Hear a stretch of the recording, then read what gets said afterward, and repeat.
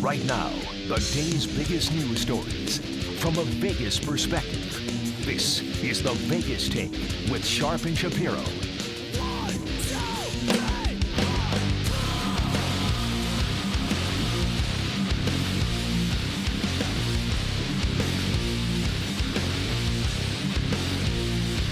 All right, what's up, Las Vegas? It is the Vegas Take on a Friday. So glad you could join us.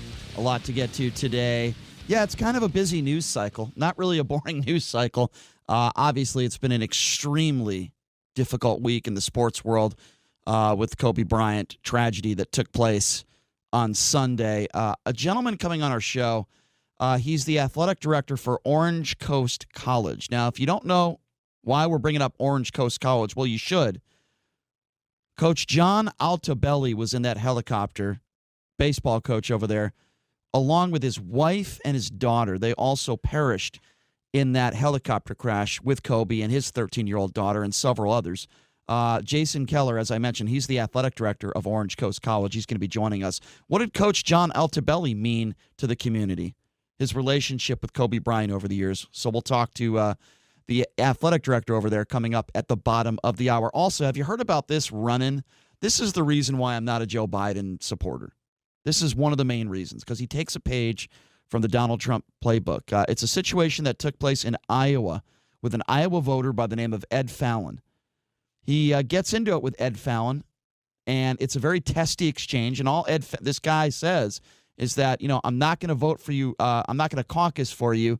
But if it's you versus Donald Trump, I'm going to vote for you. And Biden took that and got defensive and just treated him like garbage. It's a real bad moment for Joe Biden. Anyway, this guy, Ed Fallon, that got into it with him, we're going to have him on the show, hour number 2, to talk a little bit about that. And, of course, the latest on this impeachment situation, it appears, although it's not 100%, it appears as though Donald Trump is going to be acquitted. Now, we're learning that the Senate may not decide on Trump's fate until next week. But you want to talk about a guy that I would call a coward in every name in the book, that would be Senator Lamar Alexander. I'll explain why coming up in hour number 2, and that's when we'll take a majority of your phone calls on this. But it does appear that Senator Lamar Alexander could be the difference in the reason why Donald Trump is being acquitted when it comes to witnesses and subpoenas with text messages, so on and so forth. We are living in dangerous times in this country right now. Let me tell you, when the President of the United States can withhold aid for personal gain, and even many Republicans agree that what the president did was wrong, but basically what they're saying is he can do it again. We can't impeach him. Have to wait till the 2020 elections. It is downright ridiculous, and we all as Americans should be appalled with what is going on in the Senate right now. We all should be. And by the way, John Bolton, not to go on a tangent because we're going to talk a little bit more about this in hour number 2, but John Bolton is a piece of garbage. This man cares more about his book and making money than doing the right thing. How could anybody respect this guy now? And I mean anybody. He said, well, if you subpoena me, I'll talk. But he waits until he gets paid tons of money for his book deal. But he's not going to come out and just tell everybody what happened. You think John Bolton cares about this country? I'll tell you the only thing Bolton cares about, the money. It's all about the money. It's all about his bank account. This guy is a traitor. An absolute traitor and a scumbag is John Bolton. And we'll get more into that coming up in hour number 2. As I mentioned, hour number 3, we're certainly going to get to the Super Bowl. What are the craziest prop bets you can make on the Super Bowl? They're a lot of fun. We'll get to that with Nick Bogdanovich. He is the director of trading for William Hill, my favorite book in town. So he'll be joining us in hour number 3. And Tom Brady, did he really buy a home at Red Rock in that area? What is the proof? What do we know for sure? And is there any chance that Brady returns a New England Patriot? We'll get to all that coming up in hour number 3. I want to start with Kobe Bryant because this is the big news, and the news that really has just surfaced. So, yes, you could call it breaking news. I haven't talked about this helicopter pilot who lost his life, and the reason why I haven't really talked about what could or could not have happened with him, and I haven't done a lot of speculation, is because we didn't have all the facts. I wanted to make sure that it wasn't helicopter malfunction. Well, guess what? We're learning 2 very important things about this helicopter pilot who decided to go up into the fog in bad conditions on Sunday, killed 8 people, including himself 9. We are now learning that the helicopter that crashed and killed Kobe Bryant and 8 others was reportedly not certified to fly in poor visibility. But wait a second. It gets worse than that. If that's not bad enough, according to the New York Times, the pilot, Ara Zobayan, he did have instrument certification, but even though he had that ability, he was bound by the company's certification not to rely on it. The pilot was also not necessarily certified to fly in these types of condition. It's just so disgusting to me that the pilot wasn't certified to fly in these type of conditions, and this actual helicopter was not the right helicopter certified to fly in these types of conditions. You know what that's like, folks? I'll make this analogy. It's almost like getting in the back seat of a car and allowing someone drunk to drive a vehicle. That is basically what it is like. That is what it is like.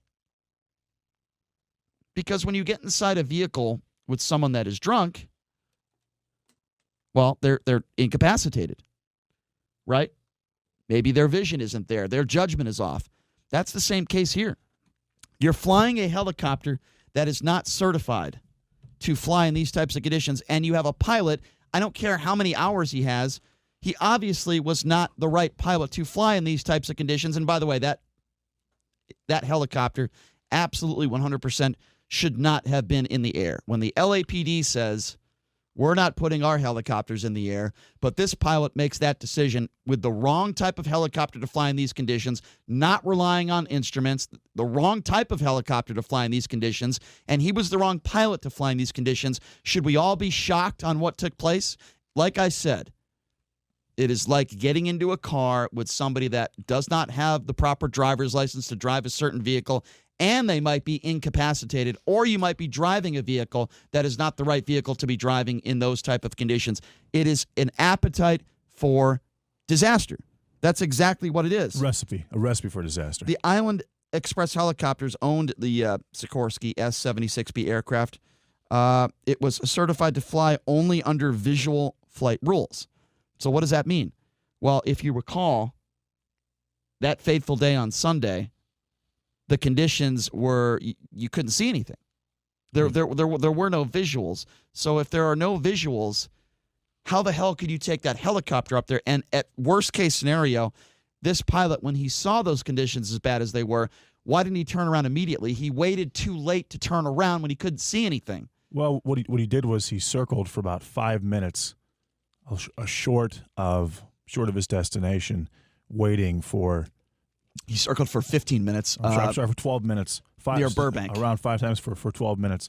But yeah, he was supposed to be an instrument certified pilot. I mean, that's what the report was.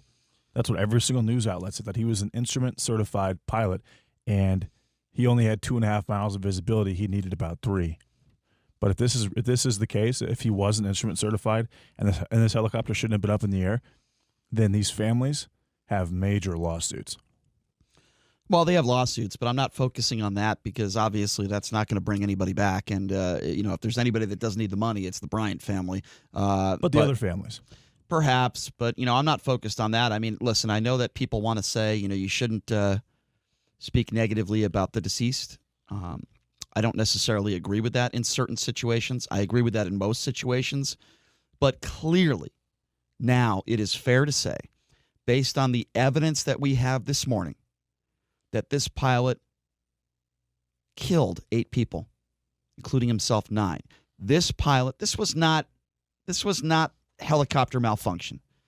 This was not a malfunction with the engine. This was not a malfunction with the chopper. This was 100% pilot error. Based on all the evidence we know right now, I think it's very fair to make that assumption. Now, I understand that the investigation is still ongoing and they're not making that official yet. Right. But when you learn that this pilot decided to take this helicopter in awful conditions, and the rules state that the pilot must be able to see the ground and can't rely solely on instruments, clearly that was not the case. This guy used horrendous judgment. And now, our producer Stein made a good point before we went on the air. He said, geez, I wonder if they knew they were in trouble. They might have, because if you remember, they were changing altitudes a couple minutes before they crashed, frantically changing altitudes. So this pilot might have been freaking out. I mean, there's a chance that they knew they were in a lot of trouble. Yeah. I hope that's not the case. And since there's no black box, we're never going to find out what actually was going on inside that helicopter. But Well, we still can. There's a chance, and I'll tell you why. Because we've learned that not a laptop, but there's what do you call it? There's a iPad. There's an There was an iPad, and they're trying to get the information from that iPad. And if they do, it could work as a black box. Oh, absolutely. Listen, I think it's pretty fair to figure out what happened here. I mean, I think it's pretty fair to make that assumption. And listen, obviously, this guy didn't do it on purpose. What I look at it as he was in over his head. What I look at it as almost as bad as a drunk driver. I really do. Because what do you do when you get inside a car when you're drunk? You're playing Russian roulette with society, right? You're not just harming yourself, you're harming innocent others.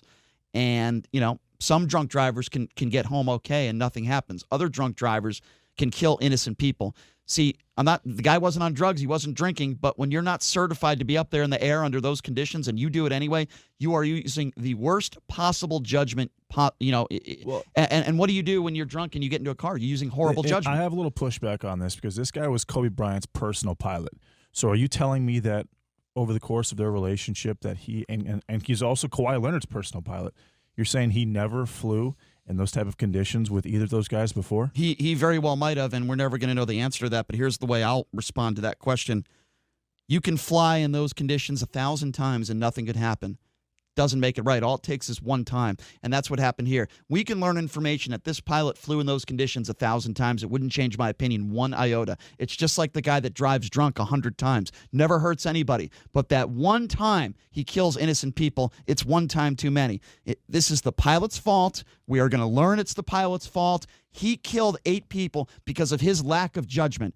8 innocent people lost their lives. They didn't know. I can't imagine when Kobe and his daughter, Kobe would never have wanted to put his daughter in a dangerous situation, and these idiots out there. And that's why I think that Kobe had flown in those type of conditions with this pilot before. That's very possible, but he's not a professional. Which made him comfortable under the circumstances. That might be very possible. He was a very, very smart, calculated guy. That might be very possible, but he's not a professional pilot, and he doesn't. I'm sure he didn't understand, how dangerous those conditions were. They should have never been up in the air.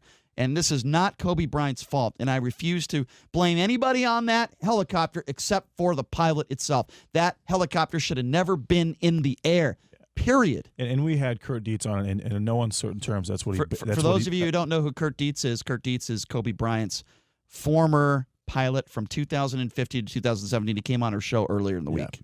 But he was the pilot. He was Kobe's personal pilot before era Zaboyan, and he, in no uncertain terms, basically...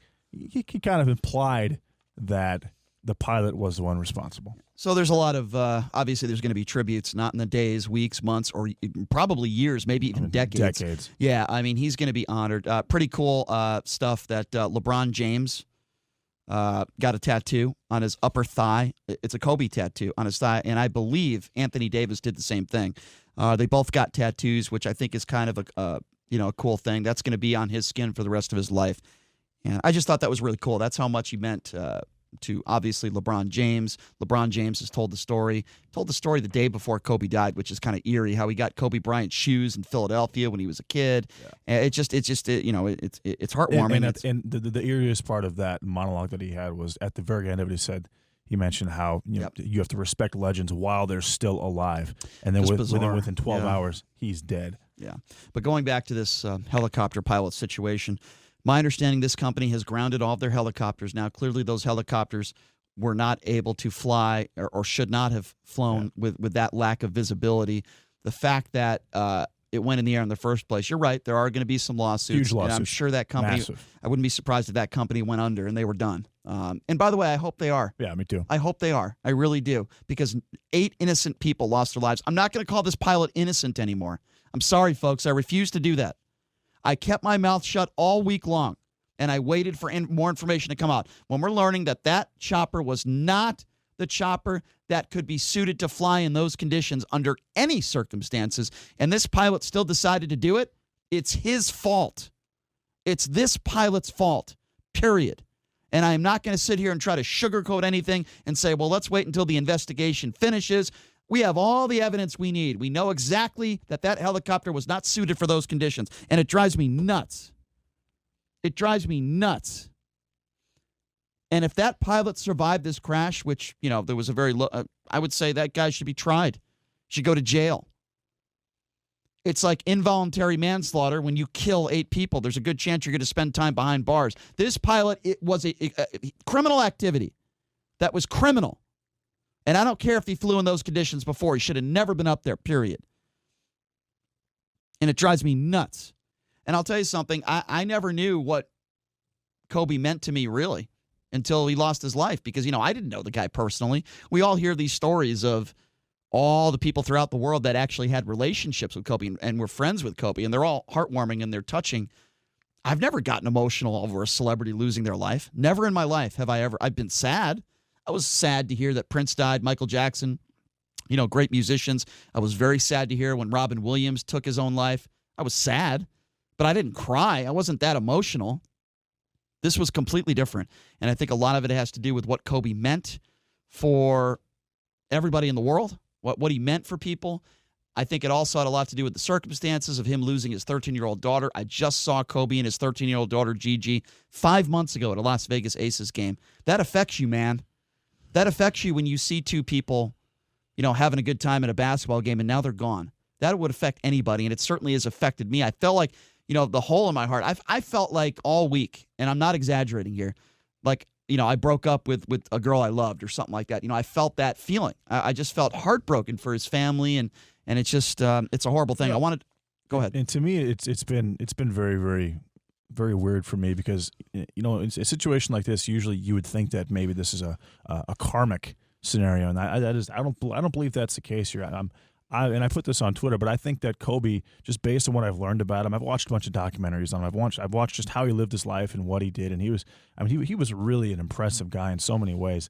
And I feel like his death is going to lead to something, world changing or life changing in the world. I think his death is going to lead to something very, very significant that's going to happen in the near future. And I think that he is the closest thing to a martyr that I can remember in quite some time. Well, I certainly hope so. If anything, Shaquille O'Neal's words, we need to remember it. Take the time every day to tell somebody you love them. We're never guaranteed tomorrow. If there's anything we should all take away from this, it's that. There's a lot you could take away from this. Of course, Kobe being so intelligent and wanting to help others. There's so many things I could say that you take away from something like this. But for people like Shaquille O'Neal that haven't talked to Kobe Bryant in 3 years, he's feeling a lot of guilt. It's got to crush him. And you have to just stop the little things in life and know what's important. And let's be honest, the tiff was based on borderline jealousy.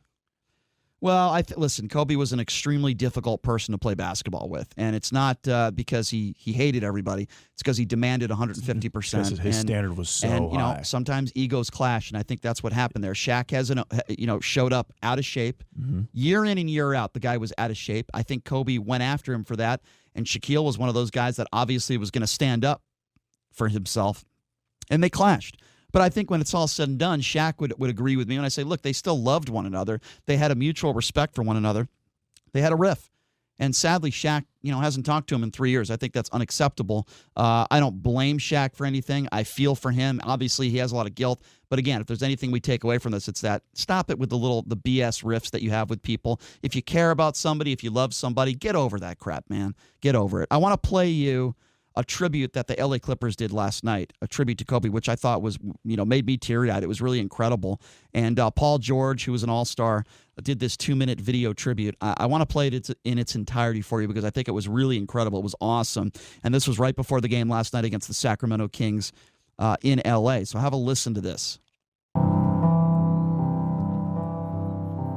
Our city is suffering. 4 days ago in Calabasas, 9 lives were lost, leaving a gaping hole in the heart of Los Angeles. We gather tonight in the house that Kobe Bryant built to honor him and them. Kobe was as synonymous with Southern California as the sunshine. He touched every inch of it. He arrived in LA a prodigy, grew into a phenomenon, and retired a local institution and international icon. The outpouring of the past 96 hours is evidence of his everlasting impact. Whether he played for your team or against it, his allure was unmistakable. The dynamism, the determination, the drive. He won 5 championships with the Lakers. And shortly after unfurling his final fadeaway, earned an Academy Award. He was a storyteller, a mentor, and above all, a father. His 13-year-old daughter, Gianna, was a basketball star in her own right. Join us in tribute to Kobe, Gigi, and all the victims, mourn throughout the Southland and across the globe. Orange Coast College baseball coach John Altobelli, his wife Carrie, and their daughter, Alyssa, Sarah Chester, and her daughter, Peyton, Mamba Academy basketball coach Christina Mauser, and pilot Ara Zobayan. That is, doesn't get more touching than that. Ooh, speaking of one of those families that was torn apart from this helicopter crash, it's important to note, yeah, it wasn't just Kobe Bryant and his daughter. That wasn't bad enough. Coming up here in just a few minutes, boy, it's tough to talk after that, man. That is just, I'm at a loss for words. I thought Paul George and the Clippers did a fantastic job in honoring Kobe. I don't think he could have spoken more eloquently than that. I mean, that really said it all. So if you recall, Orange Coast College baseball coach John Altobelli was on that fateful chopper, and not only was he on there, but just like Kobe, he lost family members as well. It wasn't just him that was taken. It was also his wife, Carrie, and his daughter, Alyssa, who actually played, 12 years old, played on the same basketball team as Gigi. As I like to call them, the Mambasitas. That's what I like to call them. They all three of them lost their lives. I mean, it can't get more tragic than that. And as I mentioned, Kobe's assistant coach on that basketball team, she lost her life as well. There were several others. It's awful. So coming up here in just a few minutes, we're going to be speaking with a man by the name of Jason Keller. He is the athletic director at Orange Coast College, a very difficult time for that university, and he is nice enough. He'll be joining us here in just a few minutes. And a quick reminder, a note, last night was the first basketball game at Staples Center since Kobe Bryant's death, and tonight, I don't know how they're going to do it, but the Lakers are in action. The Lakers are playing the Portland Trailblazers, if I'm not mistaken, and I'll tell you, my eyes are going to be glued to the TV because I'm going to want to watch and see how the players react, see how LeBron and Davis and all those guys react. I mean, it's not just about the superstars. I mean, guys like Jason Tatum, younger guys that grew up watching Kobe. Tatum said yesterday, Kobe Bryant is the reason why he started dribbling a basketball, the reason why many of these guys got into basketball and have careers. I actually believe that, too. Because of Kobe Bryant. Yeah, it's just it's just sad. So Jason Keller will be joining us next. While it's just as important, to talk about Kobe, his legacy, and his 13-year-old daughter, it's just as important to talk about those others that lost their lives on this fateful helicopter crash. So the athletic director for Orange Coast College, Jason Keller, will be joining us next to talk about the legacy of Coach John Altobelli. I'm also curious to know his relationship with Kobe over the years. How long did he know Kobe? Was this the type of thing that he did on a regular basis where his family would be on these helicopter rides with Kobe Bryant? So these are the type of questions we will ask the athletic director, Jason Keller. Coming up next, you're listening to The Vegas Take right here on the all-new 101.5 FM, 720 AM, KDAWN.